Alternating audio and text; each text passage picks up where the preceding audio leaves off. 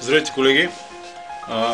Преди няколко дена изкарахме новите модели гъши свирки за белочева гъска с много добър звук са.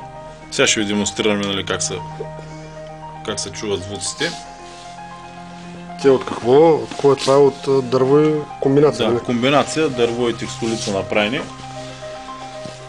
Да ги чуем.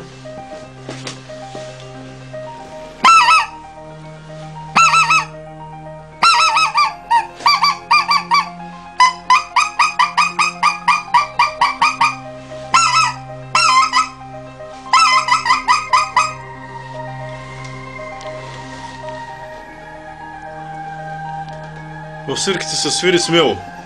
Смело духане, за да могат да се изкарат истинските звуци. Въздуха е под налягане.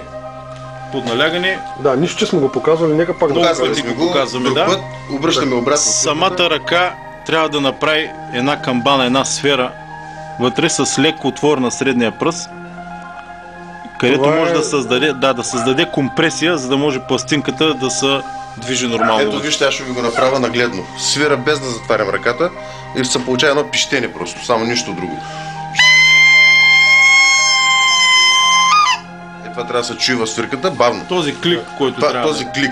И сега тук, като го пусна бързо въздуха и силно, се получава. Че става. Това е чистия гъши звук, е това. Ето го.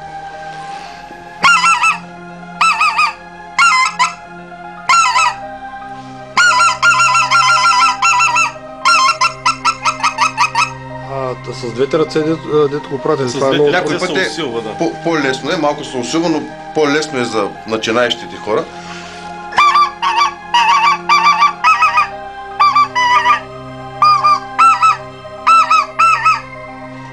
Просто звукът е превъзходен. Това са два едни и същи модела, наши свирки, само че едната е акрилна, другата е комбинация. Сега дървото притъпява, малко по-звук, вече го чухте, но ще ви свърна. Тази е малко по-тънък за по-ветровито време.